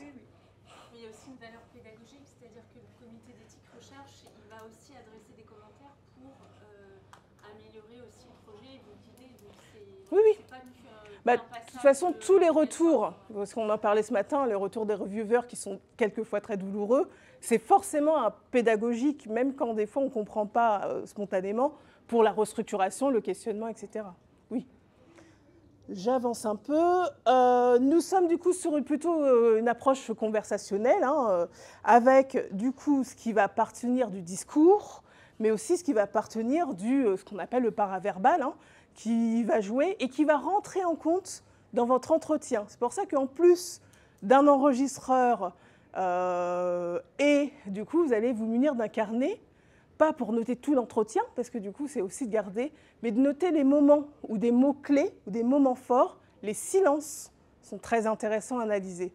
C'est-à-dire qu'après, pour votre analyse, entre l'entretien que vous allez réanalyser, ou si c'est pour une plateforme, j'y reviendrai, et vos notes, il faut aussi recroiser ces moments-là. Des fois, il y a des moments tristes. Hein. Moi, j'ai eu des pleurs, des fois. Il y a des émotions qui ressortent. Et du coup, ça s'analyse aussi, ces moments-là. Je vais passer... hop. Alors, je vous ai mis quelques formulations, hein, mais du coup, effectivement, le non-verbal, la gestion des silences, les pleurs, les rires nerveux, les questions qui mettent un peu mal à l'aise, où on répond, mais je le fais très mal. Allez-y. L'intervieweur, il peut parler des théories et concepts, en tout cas, est-ce qu'il peut prononcer les mots? Bonne question. Bonne question. Nous sommes sur la recherche d'un discours du vécu de la personne et pas du coup sur une évaluation. Alors en fait, ça dépend à qui on s'adresse. Si on est sur patient, même soignant d'ailleurs, on est sur le discours et le vécu et l'idée c'est de le mettre en confiance. Si on arrive sur première question, définissez-moi la relation d'aide, effectivement c'est un peu compliqué. Vous voyez ce que je veux dire? C'est-à-dire que, alors ça ne veut pas dire que la personne ne saura pas répondre, mais elle va se sentir en situation d'évaluation et on ne veut pas en arriver là dans l'entretien, etc. Ce qui veut dire que dans la réflexion, je suis passée peut-être un peu vite, dans mon guide d'entretien, dans la structure et dans l'ordre, déjà il y a un ordre presque, j'allais dire en X, de resserrer le sujet et du coup d'aborder les questions conceptuelles en trouvant d'autres mots et en gardant la philosophie. Donc c'est du coup la construction du guide d'entretien, c'est un travail en tant que tel. Par contre, si vous allez interviewer Walter Hasbin et que vous allez lui dire, peut-être pas en première question non plus, je ne suis pas sûre, mais à un moment donné, définissez-moi la relation d'aide, vous voyez bien que du coup, sur son expertise, là, on peut aborder, c'est-à-dire que c'est presque d'intelligence relationnelle qu'il faut avoir aussi dans les entretiens, aussi, dans cet abord-là à avoir. C'était plus dans l'idée de, est-ce que du coup, on n'est pas dans l'incitation et dans l'orientation Ah non, vous guidez le discours. Vous guidez le discours, mais par contre, il faut quand même savoir ce que pense la personne, puisque vous êtes là pour penser. Mais c'est pour ça que ce ne sera pas forcément sur la relation d'aide. Je reprends mon exemple de tout à l'heure. Si vous posez la question à l'infirmière de décrivez-moi la journée que vous avez faite hier. Elle va dire, j'ai fait ci, je suis rentrée, je lui ai pris sa tension, je lui ai fait sa prise de sang, il y avait le chien qui... On est à domicile, il y avait le chien qui a fait pipi, j'ai fait la litière, les chiens ne font pas de litière, les chats, etc., etc. C'est-à-dire que jamais dans son discours, il y a l'intention relationnelle directe avec le patient. Déjà, ça indique quand même quelque chose sur comment est sa dimension. Mais aussi, ça veut dire que dans votre guide d'entretien, il y a ce qu'on appelle, je suis passée un peu vite, hein, je l'ai écrit, des questions de relance. Je peux avoir une question très large dans ma description, mais sous le coude, j'ai pensé à des questions de relance, pas sur la définition telle de la relation d'aide, mais sur comment vous vivez cette relation, etc., etc., que j'aurais travaillé ces questions-là en regard des éléments conceptuels de la relation d'aide, etc., etc., pour les retrouver. Je ne sais pas si j'ai répondu à votre question. Oui. Je connais pas bien ce sujet-là, mais par exemple, si un des concepts qu'on a relevé, c'est le sentiment d'intrusion chez l'autre, et que dans l'entretien, la personne qu'on a interrogée, elle n'en parle pas. Est-ce que nous, dans une question de relance, si on en parle, du coup, on met les mots dans la bouche de la personne, en fait. Oui, mais vous n'allez pas lui dire est-ce que vous êtes intrusive. Vous allez lui dire est-ce que vous ne pensez pas que vous allez l'amener à ce discours-là. Parce que c'est bien, alors lorsqu'on est dans des entretiens semi-dirigés, il y a quand même une direction. Si on est sur une démarche narrative, c'est autre chose. Ça veut dire que là, on est vraiment sur quelque chose de large. Mais un entretien dirigé, semi, c'est-à-dire qu'il faut quand même aboutir à... Quand je vous disais tout à l'heure que des fois, il y a des entretiens, la personne, plus ou moins habilement, va aussi déporter le discours. Vous, il faut rediriger pour avoir en finalité... du coup, l'objectif de répondre à cette question de recherche par rapport au discours. Donc, il faut quand même diriger. Ça ne veut pas dire que vous allez dire « répondez-moi à cette question ». Vous voyez ce que je veux dire? C'est bien pour ça que je dis « ça ne s'improvise pas ». Dans l'idéal, déjà, le guide d'entretien se teste. On peut avoir, pour le coup, dans notre échantillon, on peut aller voir quelqu'un qui va tester et de voir, du coup, la solidité des questions et comment on les amène, et aussi de se tester, nous. Parce que souvent, c'est un peu comme le sport, il faut un peu s'échauffer. Et une fois qu'on est en route, ça va mieux. Mais du coup, il y a aussi un temps de chauffe. Tu les compléter. Oui, 2 points. Il y a des... Sachant que je ne chauffe même pas la moitié. Reste 10 minutes. Il y en a qui utilisent du photolangage. C'est aussi une façon de pouvoir extérioriser sur le sujet, puis pouvoir revenir et recontextualiser avec la personne. C'est un point de vue. Et puis après, le deuxième, c'est que en fait, ça dépend de la méthode. Moi, j'ai utilisé dans ma thèse une méthode où j'exposais la théorie, et en fait, on discutait de la théorie avec les patients, et je recontextualisais. Donc ça dépend aussi de l'empreinte qu'on a, de l'école que l'on suit, et de comment on s'inscrit dans cette logique-là. Donc il existe des fois où on va exposer les concepts, et on va demander aux patients de les critiquer, parce que ça sert à travailler sur les théories ou les concepts. Donc ça dépend. Ah oui, moi j'ai dit que je parlais du prisme interactionniste. Oui, mais c'est important de le dire aussi, parce qu'il existe d'autres méthodes, il ne faut pas qu'on... Oui, mais le champ est trop large. Focus group, du coup, autre outil, c'est du coup, en termes d'organisation, là on est sur du coup une récolte de données collective, hein, cette fois-ci, où nous, en tant que chercheurs, on se met dans l'observation et il y a une tierce personne qui anime. Là, l'intérêt, alors évidemment, je ne l'ai pas dit en préambule, mais tous les outils peuvent se cumuler. Hein, l'intérêt, c'est d'avoir une émulation collective et de ressortir l'expérience et le partage collectif. Pareil, sur une réflexion de l'échantillon, est-ce qu'on est sur un échantillon uniforme, la même profession, la même activité? Est-ce qu'on diversifie? La seule vigilance dans les focus group, alors là, j'ai plutôt un prisme, on va dire, soignant, mais même dans une entreprise, c'est les dynamiques de hiérarchie. Attention, du coup, alors, tout dépend de quelle question on va chercher, mais si on met un supérieur hiérarchique ou, alors, on va dire un schéma, hein, cadre de santé, infirmier et aide-soignant, sur la libération de la parole de l'aide-soignant, ça peut être un peu plus compliqué. Donc, ce qui veut dire que ça aussi, dans l'échantillon et l'approche, on y réfléchit. Alors, ce qui ne veut pas dire que ce n'est pas possible, hein, mais il y a une réflexion là-dessus. Oui.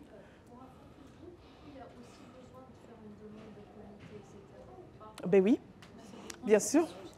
Alors, ça dépend de la classification, mais en tout cas, il faut quand même, un minimum, demander l'autorisation, dans le même principe, de garantir l'anonymat des lieux et des personnes, etc., au moins du groupe. Après, sur le comité pour une publication...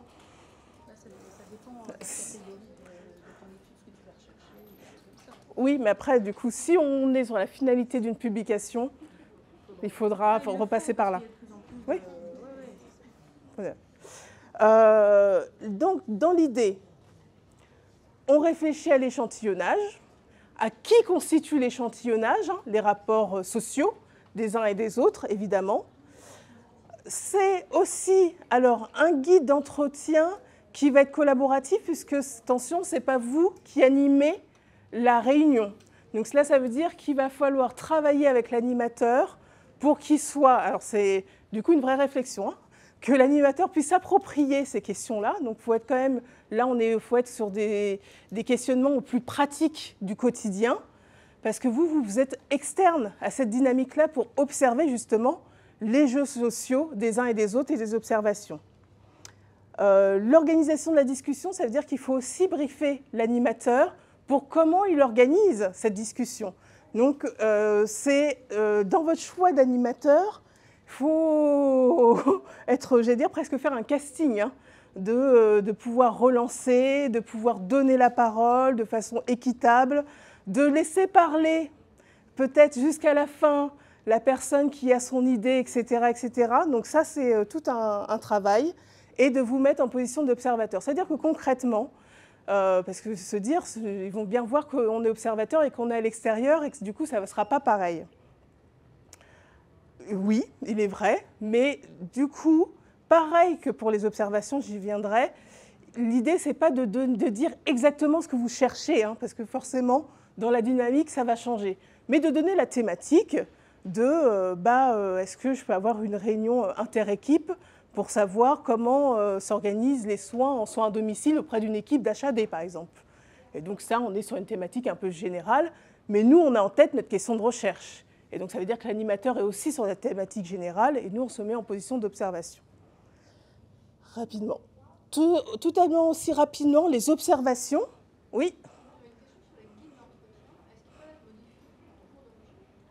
Ah, bonne question. Dans la mesure du possible, on évite, puisque du coup, on va les utiliser pour analyser.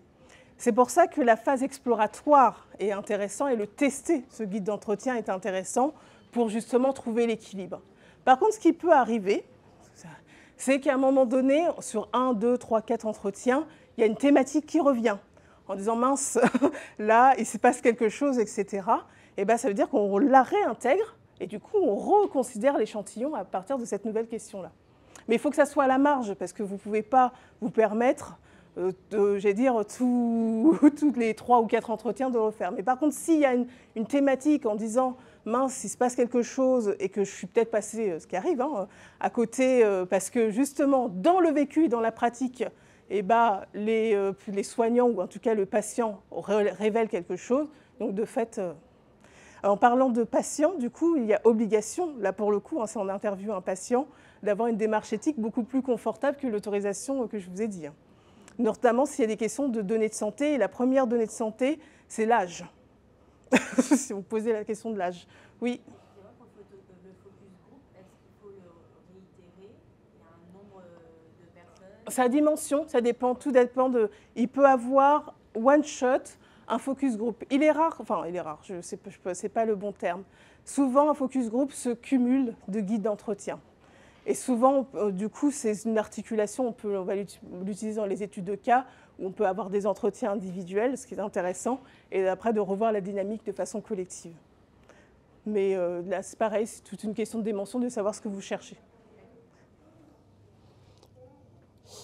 L'observation, alors du coup, il y a plusieurs types. Soit c'est participante, c'est-à-dire que je fais comme Howard Becker, je dis que je suis infirmière à domicile, et je m'intègre dans le groupe d'infirmières à domicile et je le suis, mais en suivant les personnes, les acteurs, je prends des notes et j'observe et je participe. Soit je fais ce qu'on appelle de type shadowing, c'est-à-dire que je suis dans l'ombre de la personne, je ne participe pas, je la suis et je l'observe pour que le type shadowing fonctionne. Il est mieux quand même d'être dans du temps long pour que la personne s'habitue à ce que quelqu'un traîne sa savate derrière elle et observe, etc., etc. Et ça veut dire que, par contre, il faut être dans la transparence, hein, de dire à la personne que les notes qui sont prises, c'est pas pour ni la critiquer ni l'évaluer, mais on est bien dans une démarche scientifique dans ce sens. Du coup, il peut avoir dans les observations des grilles d'observation qui sont déjà, soit qui sont déjà scientifiquement validées, hein, c'est-à-dire qu'il y a eu des équipes qui ont validé cette grille d'observation et on peut l'utiliser, soit elles sont construites par des concepts, c'est-à-dire qu'il y a des auteurs qui ont dit « nous, on a traduit ce concept-là par rapport à cette grille, et donc vous pouvez la réutiliser ». Des observations libres avec des notes. Les observations libres, ça veut dire que du coup, le soir, ça demande un peu un travail de se poser et de quand même bien réécrire tout ce qu'on a vu, etc., avec la construction. Les dimensions peuvent être cumulables et adaptables. La seule chose dans l'observation, c'est-à-dire que du coup, il faut observer et pas interpréter l'observation. Ce qui est un peu difficile, des fois, dans la limite, de se dire une interaction devant l'ascenseur entre un patient et un soignant, c'est l'interaction entre le soignant et ce n'est pas le patient, il n'est pas content. Enfin, si, vous pouvez dire il n'est pas content et dire l'expression, mais de dire peut-être que l'infirmière elle a mal fait son boulot. J'exagère un peu, mais un peu ça. Du coup, on est bien sûr, le patient il n'est pas content, la discussion se passe devant l'ascenseur, et on ne sait pas, on a peut-être le début, peut-être pas la fin, mais en tout cas, on est dans du factuel, dans l'observation. De façon ultra rapide, parce que là, je crois que je vous tue. Les études de cas. Alors, ça peut être mono ou multicentrique, ce qui a été dit tout à l'heure. C'est-à-dire qu'on va utiliser un lieu d'étude, une structure, une unité de soins, un domicile, un hôpital. Et donc, à partir de là, on va cumuler les outils de récolte de données, des entretiens, des focus group possiblement, des observations, mais aussi cumulées avec des récoltes de données type, je ne sais pas, protocole, type procédure, fiche de poste, analyse de documents. Et du coup, de ce site ou de ces multisites motocentriques, on va en faire une analyse en tant que telle. Là, on est plutôt sur des démarches, on va dire, macro-organisationnelles, du coup, de l'analyse en tant que telle. Je vous ai mis notamment la référence de Yin, il y en a même une 2019 là, qui décrit les différentes approches, parce qu'il y a même dans les études de cas, différentes approches d'études de cas sur lesquelles on peut se référer les étapes, étape par étape là-dessus. Juste une question, quand tu dis un lieu unique, ça veut dire sur le plan géographique? Oui, hein, c'est ça. Géographiquement, je vais dans le service de dermato à Henri-Mondor, par exemple, ou un réseau, ou le service d'HAD, ou... Bah, ça peut être l'HAD du coup. L'HAD peut être, même s'il se déplace, mais du coup peut être un site monocentrique. Okay, mais du coup, même s'il se déplace, c'est l'entité en tant que telle. Okay. En tant que telle, tout à fait. Oui. Ah bah si, j'avais mis la démarche éthique. Les petits conseils. Ah, les petits conseils? Les petits conseils. Oui. L'enregistrement, alors petit conseil quand même sur l'enregistrement qui pourrait être bête parce que nous sommes des gens tous connectés 2.0, 3.0. On utilise tous ce merveilleux outil pour enregistrer. Mettez-le en mode avion parce que c'est dommage d'avoir une notification pendant l'enregistrement et que l'enregistrement s'arrête. Petit conseil pratique. Et oui. Tout dépend du temps, tout dépend du son. Et de la personne, et de l'environnement, etc. Et de la qualité du téléphone, je pense que ça joue beaucoup. Il y a, alors peut-être que, il y a du coup notamment, oui, si, j'ai parlé de la retranscription, du coup, qui dit entretien, dit retranscription. Il y a la version 2.0, c'est-à-dire qu'on enregistre ces entretiens, et on les retranscrit, manu militari, tac, tac, tac, tac, tac, tac, tac, tac, tac, tac, de façon mano-mano. Il y a multitude, d'ailleurs je pensais que je l'avais mis, mais je l'ai mis pour les analyses, mais pas forcément pour la retranscription, multitude de logiciels de retranscription pour le faire. Par contre, s'il vous plaît, pas de synthèse des entretiens, puisque du coup, l'intérêt des entretiens, c'est d'aller chercher l'implicite. Et donc, la synthèse, on n'a pas l'implicite. Du coup, sur la retranscription en tant que telle, et du coup, de faire ce travail de mes quelques notes que j'ai prises pendant l'entretien, de la retranscription, et de pouvoir le faire. Alors, il y a pareil, hein, il y a aussi des méthodologies pour avoir, du coup, la bonne donnée. Il n'y a pas forcément toujours besoin d'un logiciel, c'est-à-dire que Word a une fonction oui. transcription, dictée, Alors ça marche plus ou moins bien. Ouais. Enfin, il faut du Wi-Fi. Alors même sur les téléphones, la note, la prise de notes téléphone, il y a aussi la fonction retranscription. Exactement, mais tu peux l'avoir en fonction des intervieweurs qui parlent et annoter les intervieweurs pour dire c'est lui qui a dit ça, celui qui oui, c'est intervieweur 1, intervieweur 2, voilà, plus ou ça, moins, mais oui. Ouais, ça marche pas mal. Attention aux accents.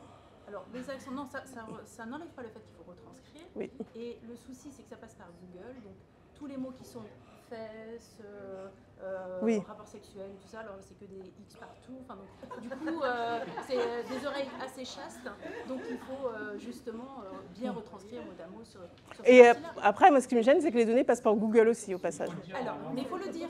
Non, mais quand ouais. Oui.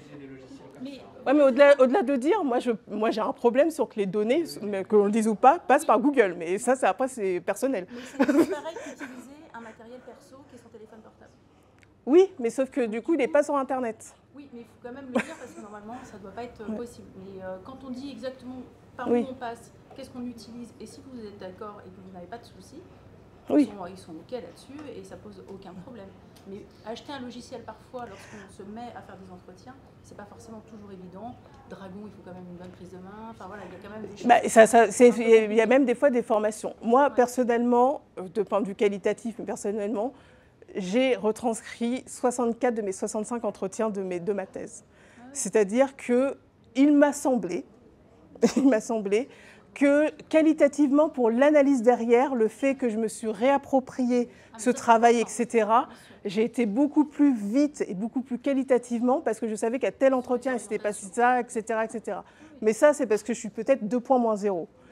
Le point 0, du coup, n'empêche qu'il y a quand même un travail de relecture, quand même un travail de relire les entretiens et quand même un travail même de traduction, même dans les logiciels payés, parce que, par exemple, la petite anecdote IPA, par exemple, ils ne connaissent pas et du coup, ils vont dire papa ou un truc comme ça. Vous voyez, c'est-à-dire qu'il y a quand même ce travail-là à faire malgré tout là-dessus. Est-ce que... du coup, je vais faire peut-être l'analyse, parce que du coup, il y a aussi les logiciels d'analyse. Dans la même façon, du coup, une fois qu'on a fait nos entretiens, du coup, nous sommes d'accord que c'est des données brutes en tant que telles, et du coup, il faut faire ce travail d'analyse. Et donc, il y a le versus, là je vous en ai mis 3, il en existe d'autres, qui sont effectivement des logiciels payants, c'est un problème, qui sont, moi j'insiste, des aides à l'analyse, et pas vont faire l'analyse, j'insiste là-dessus. C'est-à-dire que NVivo, et ça a été dit ce matin, c'est-à-dire qu'avant d'utiliser NVivo, il y a eu un travail de codage avant et après pour compléter ce logiciel-là qui, effectivement, sur les données brutes, il va trier, du coup, ce qui appartient du vécu du patient, de la pratique infirmière et de les aidants, etc., etc., etc. Le QDM mineur, c'est un logiciel spécifique mixte qui va vous faire, du coup, l'analyse des données confrontées entre le quali de vos entretiens et le quanti si vous avez un questionnaire, et faire, du coup, soi-disant, à garantir, du coup, un regard entre les deux approches, quali et quanti. Et là, c'est aussi un logiciel bicali. L'avantage de ces outils, c'est que du coup, ils font effectivement un gros travail d'analyse qui peut vous faire gagner du temps. L'inconvénient, me semble-t-il, c'est du coup, il n'empêche qu'il faut retravailler l'analyse parce qu'il y a du coup le contexte sur la prise de notes que vous avez fait, qui ne va pas retranscrire, puisque lui, il sera sur des données brutes d'enregistrement. Donc moi, je pense qu'on ne peut pas en faire forcément l'économie. Personnellement, pour ceux qui ont peu ou pas d'argent, il y a les méthodes à l'ancienne, c'est-à-dire que... alors, soit, j'en étais pas là, il y a Stalibulo et le Fluo, mais moi, du coup, il y a un tableau Excel. Je fais un tableau Excel avec double entrée sur entretien 2, entretien 3, entretien 4, question 1, 2, 3, 4, 5. Et du coup, je retranscris des copier, coller, etc. Ce qui permet de reprendre dans la barre de recherche de Excel, si je veux travailler relation, Excel me ressort tous les éléments de relation et je peux en faire une analyse. L'analyse qualitative peut aussi, du coup, à ce moment-là, être aussi une analyse, du coup, quantito-qualitative, de se dire combien de fois le mot relationnel a été décrit dans mes entretiens. Ça peut aussi se faire là-dessus. Quoi qu'il arrive, que ça soit logiciel ou à la main, ça veut dire qu'après l'analyse, il faut la relire et la retravailler pour la confronter avec les concepts et du coup en faire une discussion des auteurs. C'est-à-dire que mes résultats, ils ont dit ça, les auteurs, ils ont dit ça, est-ce que du coup il y a concordance, pas concordance? Qu'est-ce que ça apporte de plus? Parce que du coup, la recherche, peut-être que ça n'a pas été assez dit, mais c'est aussi de créer des nouvelles connaissances. C'est aussi ça l'intérêt. Et donc du coup, qu'est-ce qui a apporté de plus, ou de moins d'ailleurs, sur cette nouvelle donnée? Oui. Pour le processus d'analyse, tu parles finalement que d'un chercheur, mais... Ah non, ça peut être collecté. Voilà, mais la triangulation, là, est-ce que tu peux nous dire? Ça peut être collecté, c'est-à-dire effectivement qu'on peut très bien imaginer, si je reprends mon exemple, que moi j'ai fait que le patient, que les entretiens avec les patients, un collègue a fait que les soignants, et après du coup faire un travail de collecte. Et bien ce travail de collecte, c'est soit on le fait au niveau middle brut, soit via le logiciel, soit via le tableau en disant bah, moi je relève ça, je relève ça, je relève ça, et après on recroise, soit à la fin, où du coup on réécrit textuellement, moi du coup mes résultats sont ceux-ci pour embrasser les deux et du coup en remettre en perspective. Ça ne change pas en grand-chose, mais du coup ça apporte de la confrontation et du coup du débat, certainement. Pas toujours, mais en tout cas du débat. Mais effectivement, tout ça peut se faire collectivement. On n'est pas dans une démarche individuelle. Est-ce que c'est un prérequis de qualité aussi des publications, le fait qu'il y ait plusieurs... Non. Bah, en fait, tout dépend de quel était l'objectif de l'étude. Si on était évidemment sur du multicentrique et que tout d'un coup, tout est fait seul, ça ramène un peu de suspicion, nous sommes d'accord. Nous sommes d'accord.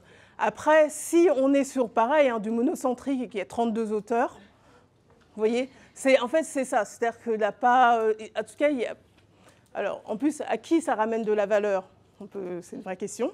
Est-ce que ça ramène de la valeur sur l'étude en tant que telle? Ce qui ramène de la valeur dans l'étude en tant que telle, c'est la production de connaissances et des résultats que vous apportez en vrai. Après, c'est la valorisation de publications. Ça va être les mêmes règles. Ce que je n'ai pas dit là, parce que j'ai dû passer vite sur une diapo et je l'ai dit, c'est que pareil pour la publication, ou je l'ai dit peut-être à la fin, il y a du coup des grilles de critères qualité, de méthodes qualitatives, strict sensus en guideline dans les revues. Je vois qu'il y a des têtes qui acquiescent, mais du coup je les ai mis en référence. Et donc ça, c'est des références. Alors je trouve que c'est des triples références. Ça reprend toute la méthodologie recherche, on n'a qu'à suivre. Triple référence sur la structure du papier et triple référence pour la qualité du papier. Voilà, ça a au moins cet intérêt-là.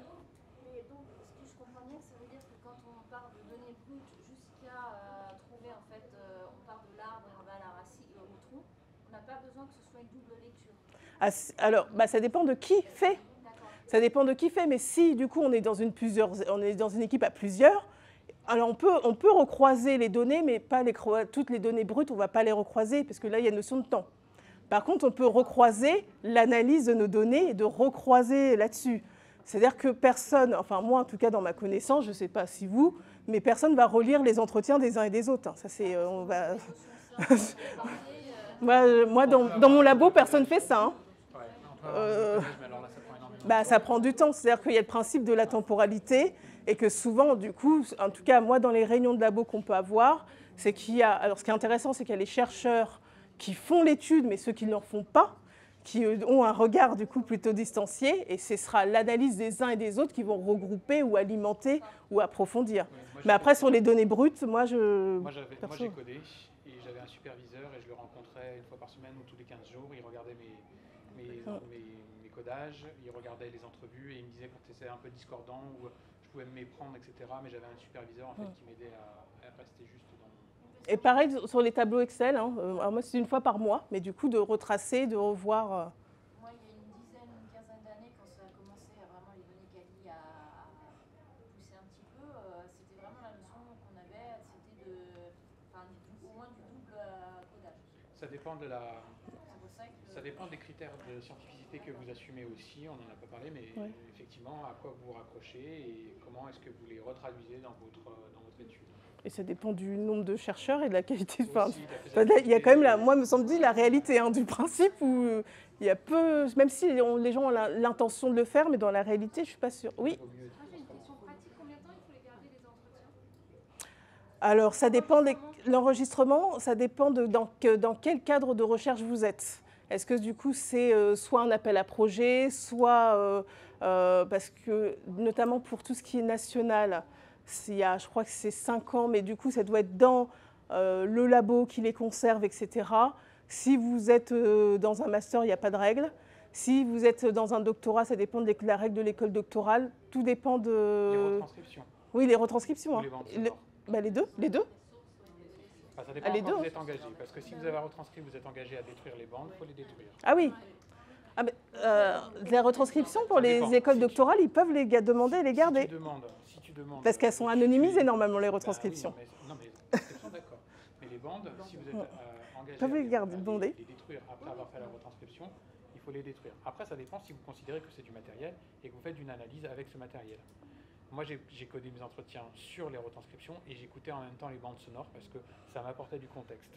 Donc, ça dépend en fait à quoi vous êtes engagé. Mais normalement, les bandes sonores, on ne les conserve pas, sauf si c'est prévu. C'est prévu. Comme un matériel pour de la donnée. Parce que du coup, notamment les écoles doctorales, c'est pour ça que je dis ça, elles préemptent parce qu'on signe notamment un papier de savoir s'ils peuvent les garder en tant que données, en termes de scientificité, pour les réutiliser. Donc, ils peuvent les demander. Donc, ça dépend dans quel cadre on est.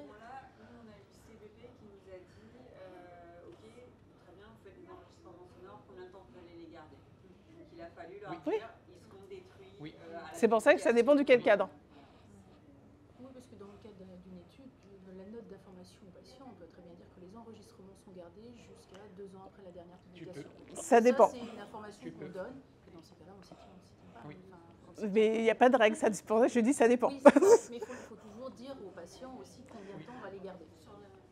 Oui, anonymiser. Pseudo-anonymiser. Oui. Anonymiser une donnée sensible de la voix, il y a des fois c'est un peu difficile. C'est pour ça que ça c'est anonymisé, c'est pas l'anonymat. Non. Donc du coup, c'est anonymisé. Alors du coup, je ne sais pas ce que j'ai dit pour conclure, parce que là, de toute façon, j'ai exposé les temps, mais non. On va peut-être prendre des questions. Oui, bon, voilà. Les questions. On a ajouté plein, c'était intéressant. Est-ce qu'on doit enregistrer le protocole sur un registre en ligne tel que Clinical Trials, Prospero pour les revues systématiques? Est-ce que pour les études Cali, on a un registre international? C'est pas systématique. C'est pas systématique? Non. Ça dépend de quel cadre, mais c'est pas... Si tu as un protocole, parce qu'il y en a qui font des études Cali sans protocole. Quel protocole, ouais. Mais c'est pas systématique. Non, surtout les Nord-Américains, enfin les anglophones. Ça dépend des revues. Il y a des revues, où, notamment celle de rang 1, du coup c'est étonnant, mais ils ne le demandent pas systématiquement. Étonnant. Mais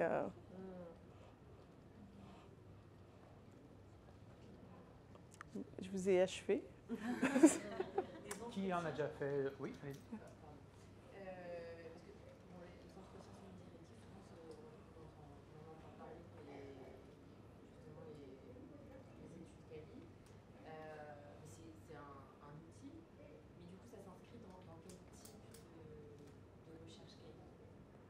Toutes. Enfin, toutes par principe.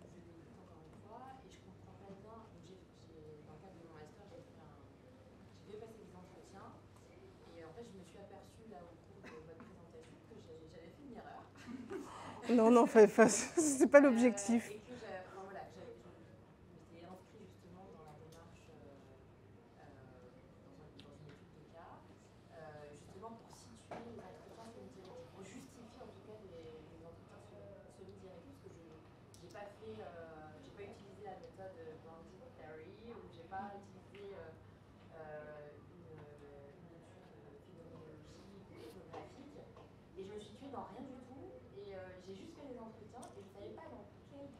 Épistémologique, vous n'êtes pas la seule, c'est pas grave. Je me mets l'enfant en fait, je sais pas, c'est un outil, mais comment je le justifie et je justifie Alors il y a plein d'études Cali qui ne sont pas justifiées à mon grand regret, mais du coup,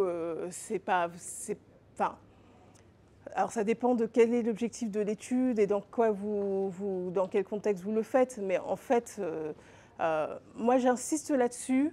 C'était un peu mon message parce que j'en ai un peu marre qu'on pense que l'étude quali, c'est une improvisation d'entretien. C'est pour ça que j'insiste là-dessus. En soi, effectivement, s'il y a une cohérence entre ma question, les outils de récolte de données, et après j'ai des résultats qui donnent quelque chose, du coup, si je n'ai pas une démarche épistémologique, d'approche, etc., je ne pense pas que ça soit révolutionnaire. Mais du coup, moi, mon message de cet après-midi, je suis désolée qu'il soit passé peut-être un peu de façon brutale, c'est-à-dire que ça s'inscrit dans de la science, la méthode qualitative. C'est ça que je veux dire.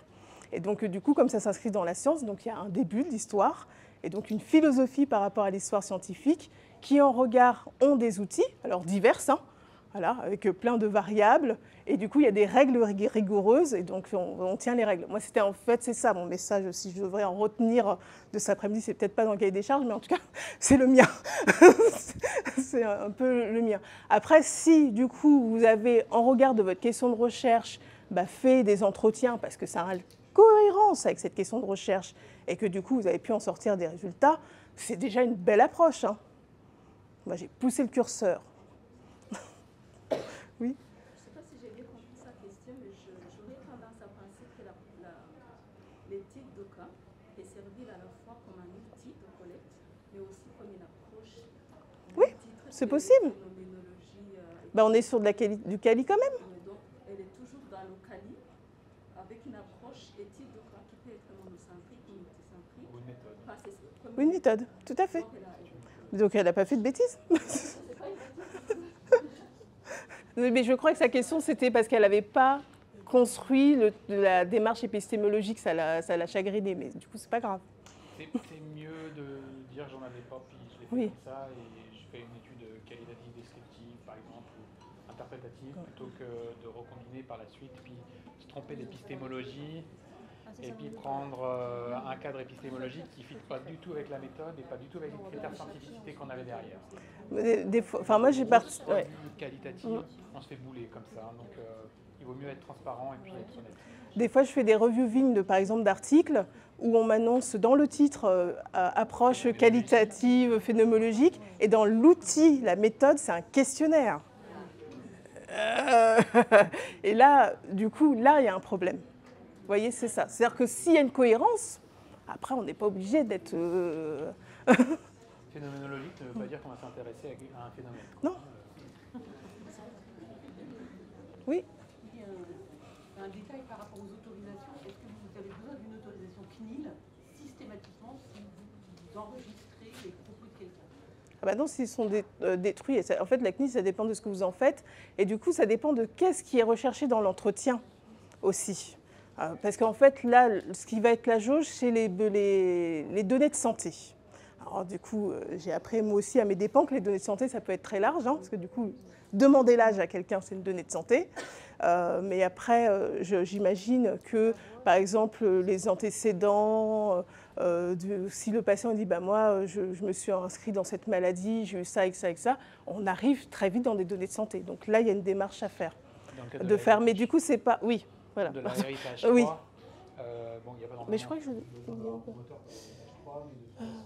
déclare qu'on est dans la NR003, donc on suit, il n'y a pas besoin forcément de demander une autorisation CNIL, mais simplement on doit... Je pensais que dès qu'on enregistrait, surtout ce qui n'est pas anonyme d'emblée, on avait besoin d'une autorisation CNIL. Non, et du coup, pour répondre à la question, je ne sais plus qui m'a posé, en fait, ce lien-là, le CNIL, du coup, il y a toutes les fiches explicatives de savoir si on est sur la MR003, 004, et les démarches, et aussi les liens pour les comités éthiques. Je ne sais plus qui m'a posé la question tout à l'heure.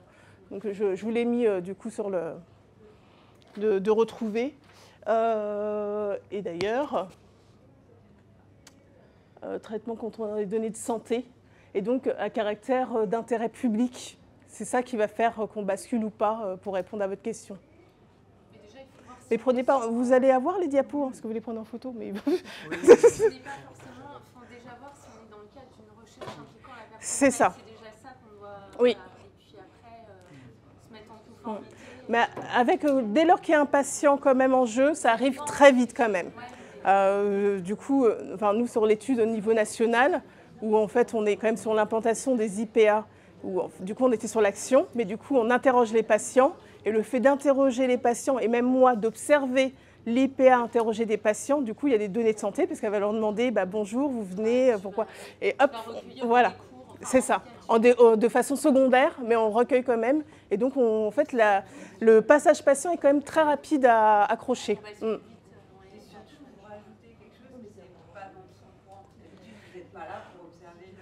Oui, mais j'ai pas d'intervention. Donc ça, par contre, le CPP nous a dit qu'il n'y avait pas de souci. Mais du coup, oui, c'est 3. Mais en fait, du coup, là, ce qui a justifié, c'est le fait de récolter des données secondaires de santé. Il vient une consultation IPA, donc de fait. Ouais. Le fait de faire revenir les gens, ça te fait passer en IPH. Oui. Est-ce que vous avez encore des questions ? Ou je vous propose de venir voir l'orateur si vous avez des questions plus individuelles ou vous voulez prolonger la discussion. Et du coup, j'étais dans les temps alors ? Oui. On a un peu rogné, mais c'est parce que j'étais un peu embêté. D'accord.